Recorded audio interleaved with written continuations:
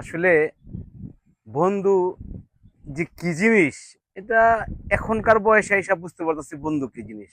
কিছুদিন আগে আমাদের গজারিয়া পাইলট হাই স্কুলের একটা পুনর্মিলনী অনুষ্ঠান আছে 92 বেস। ওই অনুষ্ঠানে গিয়ে আমার মনে হয়েছে যে আমার বয়স 30 থেকে 32 বছর কমে গেছে। সত্যিকার অর্থে যেন মনে হচ্ছে তখন আমি 17 18 বছরের যুবক। আর ভাই বোন হচ্ছে সম্পর্কের, কিন্তু বন্ধু হচ্ছে আত্মার আত্মীয়।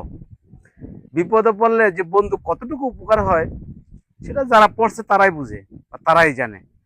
আমি মনে করি যে আমাদের ছেলে মেয়েদেরকে অবশ্যই মোবাইল এবং টিভি এই দুটা থেকে দূরে রাখতে হবে এবং তাদেরকে তার বন্ধুর সাথে মিশতে দিতে হবে।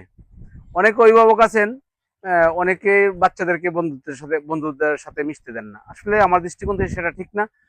কারণ প্রত্যেক একটা দিনকে ভাগ করে আপনার একটা নির্দিষ্ট সময় রাখা উচিত। আপনার সন্তান বন্ধুর সাথে মিশবে, তবে এখানে এটাও লক্ষণীয় আপনার সন্তান কার সাথে মিশছে সেটা অবশ্যই আপনাকে খেয়াল রাখতে হবে। আর যেমন আজকের যে বাস্তবতা, এই বাস্তবতার এই বর্তমান যুগে আমাদের বন্ধু বান্ধব অনেক সময় বিপদে আপদে অনেক ক্ষেত্রেই উপকারে আসে। যে কথাটা আমরা বাবা মাকে বলতে পারি না, ভাইয়ের কাছে অনেক সময় না বলে বন্ধুর কাছে বলে, কারণ এতটুকু বিশ্বাস করে। তাই ছেলে মেয়েদের সামনে অবশ্যই আমাদেরকে বন্ধুত্বের যে প্রয়োজন সেটা উপস্থাপন করতে হবে এবং ছেলে মেয়েদেরকে আপনার নিজেরও সময় দিতে হবে।